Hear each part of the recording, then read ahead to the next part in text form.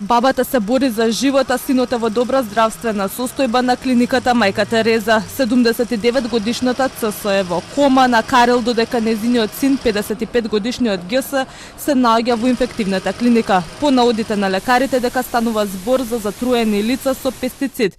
Се бара одговор како отровот завршил во кобната пита со прасот која почина снаата.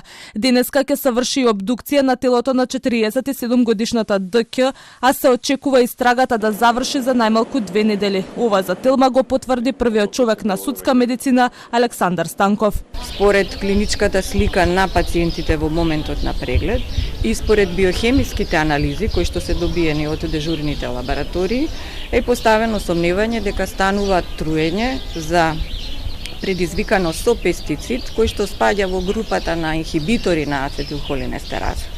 Ова не се труења кои што ние прв пат ги гледаме, сме ги имале доста често во нашата пракса.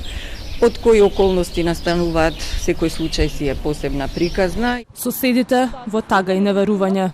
Недалеку зад мене се наоѓа семејниот дом на тричленото семејство кое консумираше смртоносна пита. Соседите вознемирени не сакаат да зборуваат пред камера. Страотната гледка ја догледал сосед кој веднаш пријавил во брзата помош пошто им била укажана медицинска помош. Повикот го добил доктор Ѓорги Карамановски кој раскажува за Телма. Комшијата ги однел синот и снаата, тоа е информација што ја добив од комшинката што ја луеше, а нашата екипа ја носеше бабата. Така да, според информациите, очигледно е дека снаата починала 47 годишна, а и сега како дошло и што дошло, се уште треба да се доиспита, се претпоставува дека е од средство кое што се употребува како пестицид. Додека заврши истрагата и се утврди причината за несреќата, во јавноста останува нејасно дали овој забранет пестицид завршил во рацете на граѓаните. Од Државниот инспекторат за земјоделство велат дека овој опасен отров е забранет повеќе од 10 години и тврдат дека по инспекцијски надзор не е утврдено дека овој пестицид е пуштен во употреба.